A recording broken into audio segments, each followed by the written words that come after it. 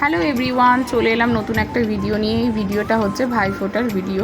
মানুকে সকাল সকাল ঘুম থেকে তুলে স্নান করিয়ে নতুন জামা কাপড় পরিয়ে ওকে রেডি করে দিয়েছি, কারণ ও গোপাল দাদাদের ফোঁটা দেবে। তো এখানে মায়ের কাছে চলে এসেছি। দেখুন, ওকে দিদুন সব বলে দিচ্ছে কোন আঙুল দিয়ে ফোঁটা দিতে হবে, সেই অনুযায়ী গোপাল দাদাদের ফোঁটা দিচ্ছে। সকাল থেকে বেচারি কিচ্ছু খায়নি গোপাল সোনাদের ফোঁটা দেবে বলে। তো এখানে মানুর অলমোস্ট ফোঁটা দেওয়া কমপ্লিট হয়ে গেছে। তো আমিও এখানে ভাইয়ের জন্য সব কিছু গুছিয়ে নিচ্ছি, ভাইকে ফোঁটা দেবো বলে। এই ভাইফোঁটার দিনটা ভাই বোনেদের জন্য অনেক স্পেশাল দিন, কারণ যে দাদা ভাই যারা বাইরে কাজ করে অনেক দূরেও, তারা এই দিনটা যাদের পক্ষে সম্ভব হয় এসে দিদি বোনের কাছে ফোঁটা নেয়। আর দিদি বোনদের অনেক দূরে যাদের বিয়ে হয়ে যায় তারাও বাপের বাড়িতে যাদের পক্ষে সম্ভব এসে ভাই দাদাদের ফোঁটা দেয়। তো খুব ভালো দিন, ভাই বোনদের জন্য স্পেশাল ডে।